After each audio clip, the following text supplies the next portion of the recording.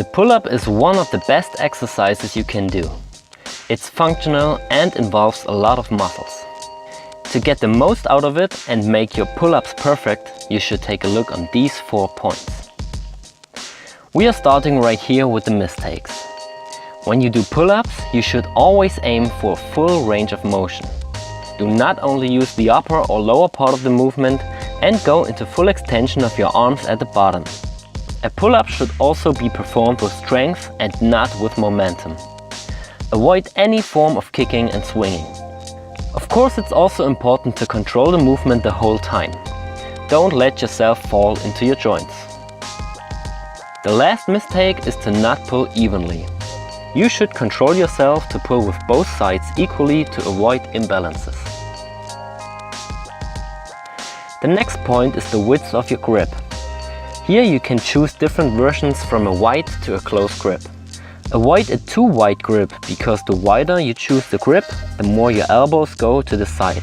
And this is not an optimal position for the shoulders and can lead to injuries.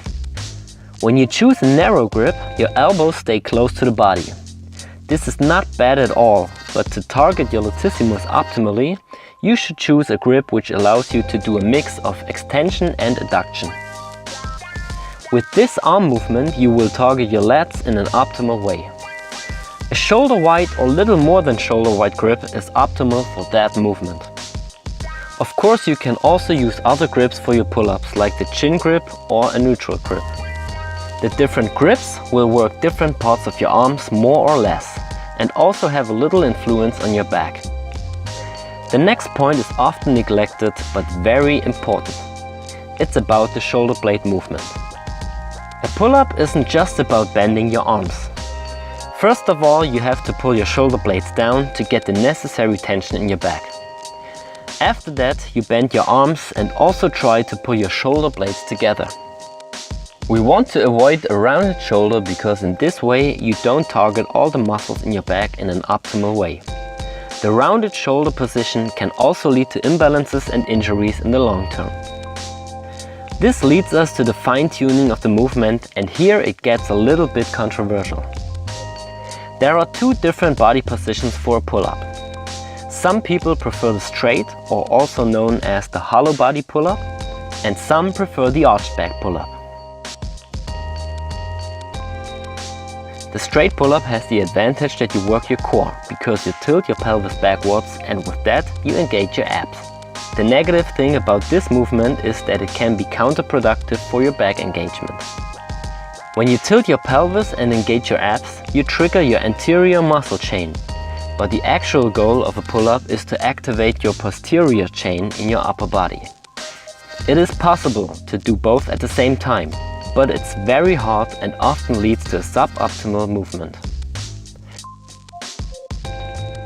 Now when you do the arched back pull-up, you just focus on the whole posterior chain, because you allow your spine to go in a complete extension instead of opposite movements during the movement. Now some people might say that an arched lumbar spine is not good and unhealthy, but this is only true if you put load on that arched lumbar spine. During the pull-up, you have no load on your spine, but you actually relieve the load from it. So this is an active arch position, which is not bad at all. When it comes to the position of your legs, it's possible to cross them or not. If you cross your legs, it will be easier to stabilize the movement. If you do your pull-ups with uncrossed legs, your body has to do more stabilization work, especially in the core. This can be a pro or a con, depending on your goals, but it plays a minor role in terms of back development.